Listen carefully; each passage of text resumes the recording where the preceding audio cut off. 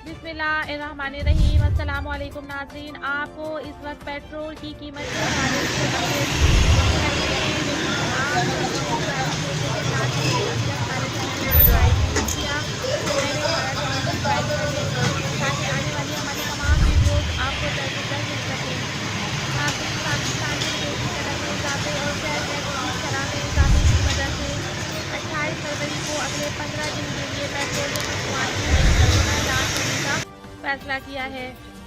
नई कीमतें 1 मार्च से लागू होंगी और 15 मार्च तक लागू रहेंगी। हमारे ज़राए ने हुकूमत पेट्रोल और डीजल की कीमत में 10 रुपये फी लीटर इजाफे का फैसला किया है।